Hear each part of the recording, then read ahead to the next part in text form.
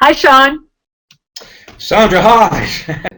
I read a blog by Seth Godin last week that has not left my little brain. It just keeps churning in there, and I want to know what you think about this concept.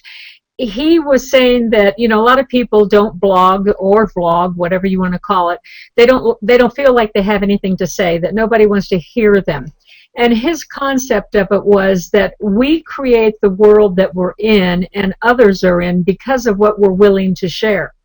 And so if we want to help change the world, then we have to get our thoughts and our the way we look at things out there. And so he encouraged everybody to do a blog a day.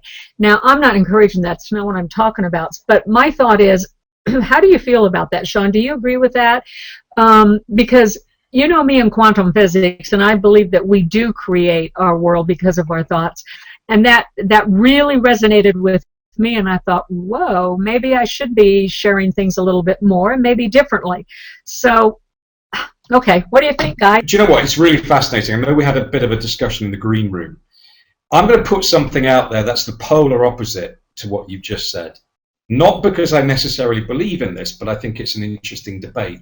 So if I hear you correctly, on the one hand, Seth Godin is actually saying that we're almost obligated to create content because that shapes the world. And there's a lot of really good stuff in there that I believe.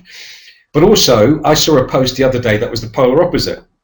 And it was looking at social media from the context of people who are just doing Facebook pages for pleasure or Twitter for pleasure, and they don't have a business presence. And this guy was actually saying one of the dangers of social media is that people are putting out a version of themselves that's very, very sanitized and very appealing, because naturally nobody wants to air their dirty washing in public on Facebook in the majority of cases. So he was saying that just like you get children who are now becoming anorexics because they view what they think they should look like at the age of 6, there is a condition that's being recognized in psychological terms where people are looking at peers and colleagues on Facebook who seem to be hyper academic, happy in their relationships, happy in their lives, superb jobs, and it's actually all a front on Facebook.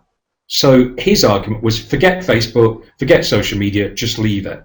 Now, I don't believe in that, but it's an interesting counterbalance to your view. So what do you think? Is it somewhere in the middle, or where do you see it? Wow, it's a good way to think about it and look at it. And I guess it goes to what I have been maybe contemplating a little bit anyway, is how authentic is authentic when you get to the term social media, because are we really truly being authentic? When you and I talk back and forth like this, we tend to be pretty authentic, but when we do a post, are we different? And so then does it go down then when we do a blog? Is it the same thing? Certainly we're doing a post, so are we being our true self then? Even then, are we still maybe trying to impress somebody? Even though Seth said we're out there sharing ourselves, are we really sharing ourselves, or is that the alternate universe of Sandra Watson and Sean Maughan? Well, I think that's a fair question. The thing is, again, my earlier example was referring to social media in the context of just the social element.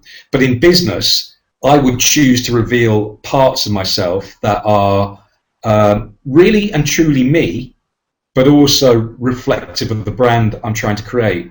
So much as I do quite like myself, there'll be bits that I would never share because A, they don't necessarily enrich my brand, and that's not a question of me not being authentic.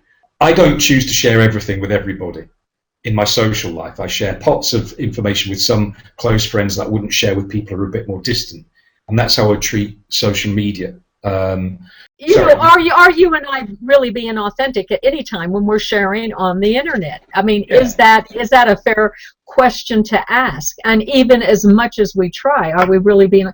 Just let's take, for instance, what we're doing right here. We're sharing like you and I would, quote, off camera, but are we being different a little bit because we know that somebody might be watching it?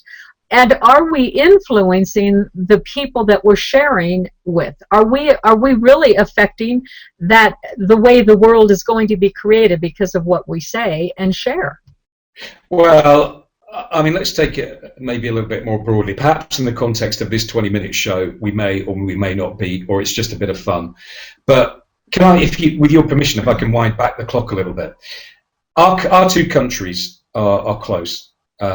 Culturally, a lot of affection, a lot of similarity.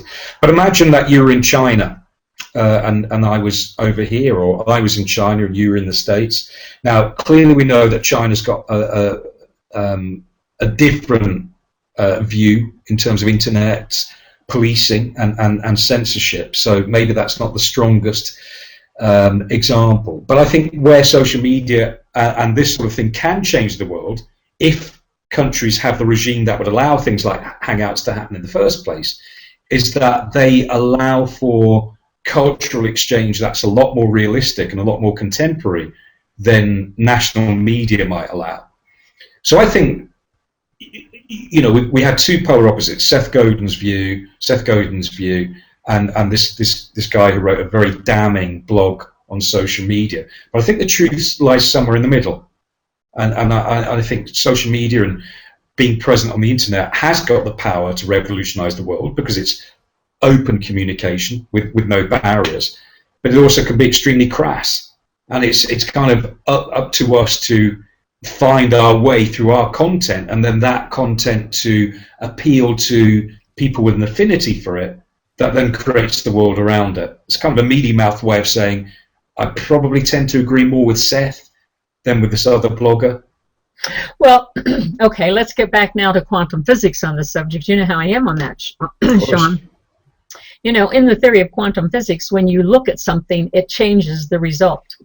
Indeed. So now, if people are looking at what I'm saying, or as we are here on the screen, just the fact that they are analyzing it and trying to look at it and see the outcome, it automatically changes it. So, in that sense, then, are we really changing the world because of what we're sharing? And, you know, I'm just going to bring this up. Dave Moore posted a response one time on the quantum physics and who we are, the real us. Then, because we try to be different in our post, what we're saying, perhaps, maybe we don't even know who we are. So maybe that is an issue then, too. So with what Seth said, are we then recreating our own reality to be different of who we are because of what we're sharing? Are we now changing us because of the sharing? Well, let's take a real fundamental here, and it may miss your point, but I don't intend to miss your point. But if we take your argument, is what we share affecting our life in real and measurable terms? Correct. So by doing something, are we changing the world around us? Well, here, what about this connection? It's 8:10 GMT, 8:10 p.m. GMT at the moment. And there's a 7-hour difference, if I'm right, with Denver. You're sat where you're sat, I'm sat where I'm sat. And, you know, I'd love to believe we might have met in real life, and I know we will meet in real life. Now we've connected on Hangouts, but would we have done? And I suspect we probably wouldn't have done, sadly. So the simple fact that we both made decisions to start getting involved in Hangouts, in fact, you were instrumental to me getting involved in Hangouts, has created a friendship. And out of that friendship, I now connect with other friends of yours. And I've had the pleasure of hooking up with the Denver social media group because of, you know, an opportunity you gave me. So that wouldn't have happened. And it's like ripples on a pond, isn't it? If I throw a stone into a pond, I can watch those ripples cascade. And if you watch them forever, they keep going, they diminish, but they touch a lot in that pond. So my point being, what ripples has our decision to get engaged with each other on Hangouts created, and who do we touch? That's a real thing. Would I have known your family in Denver had we not connected, and we've now become friends?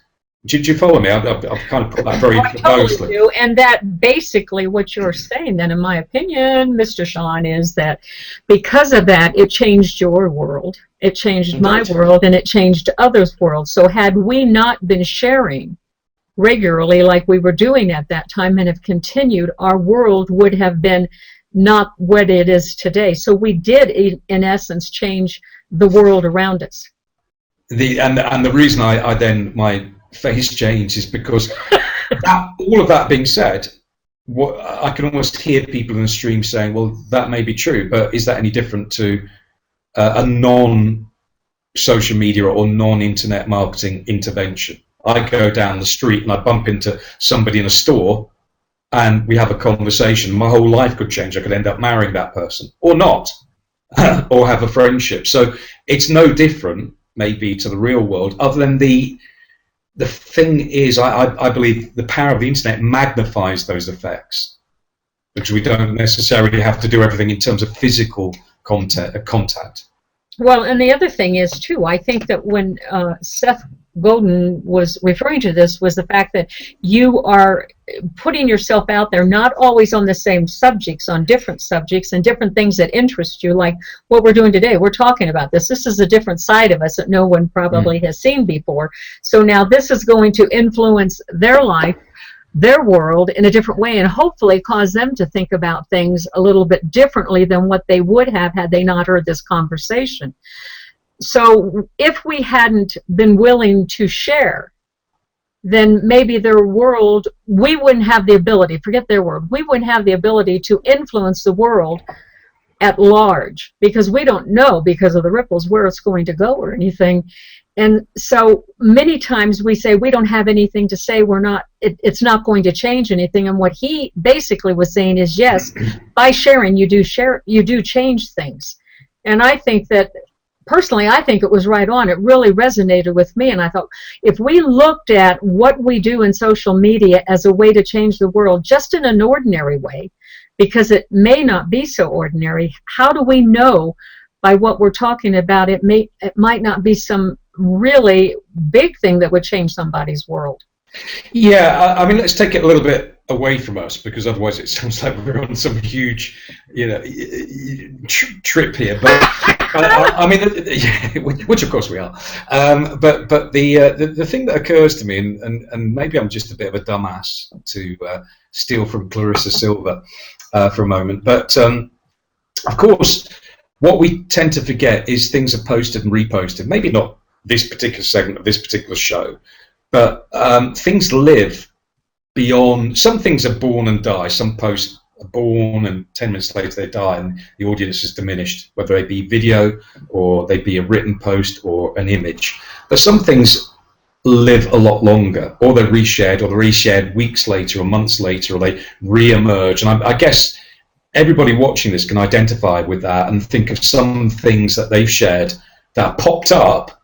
Maybe they've seen notifications 6 months later from a post they shared, and they popped up again. So with video is a classic example of that. Who knows what might happen to videos that are created on a Hangout, and where they might end up, and who else shares them, so that a bit of content that the creators created some time ago suddenly gets reshared 8 or 9 months later, and there's one little message or thread in it that has resonance at one time for one person when they particularly need it. That's powerful. I don't know quite where I'm going with that thought, but it just occurred to me as I said it, that we mustn't think of things being created in the moment and they die in that moment. They might live an awful lot longer than we might suspect.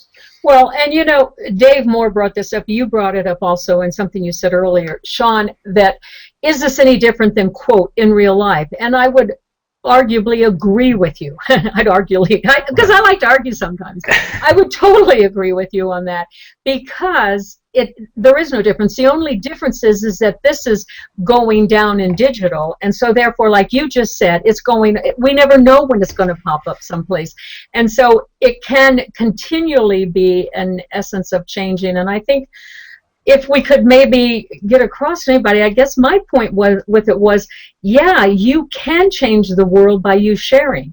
We can change the physical outcome of what happens just by things that we share, and we may think we don't have any validity in it. Do you agree with that? Yeah, I mean, the thought I had while you were saying that is, it also depends on consistency and continuity, doesn't it? Because if I decided, for the sake of example, I can see that we're getting close here, Sandra, but call me sensitive, but that big red flashing clock has kind of told me that maybe we're running out of time a little bit. So to speed it up a little bit, if I decided I was going to be a communication coach, say, and I posted one thing ever, and never ever posted anything else, the chances of me influencing the world as a communication coach would be not nominal.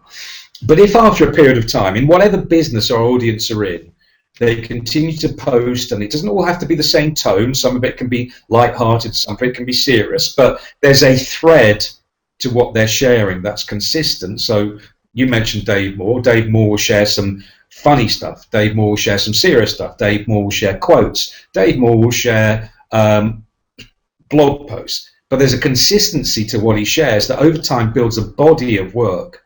That body of work does change the world, but it doesn't happen with just one post, a one-off post, does it? So I'm now I think about it, I'm more inclined to agree with Seth than the second person who wrote a very damning view on social media and internet marketing, even though that wasn't what we were talking about. That's me.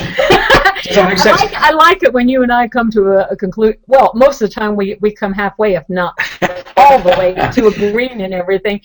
But it's fun to get, you know, somebody else's viewpoint on it. And I woke up at 3:30 this morning thinking about this because we didn't have a subject to talk about. And I think that it's an important thing because we tend to think that one person's thoughts don't have power.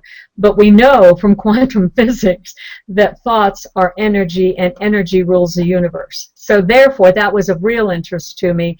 And I think that we need to take that into consideration. Each one of us has the power to change things just by thinking and sharing those thoughts.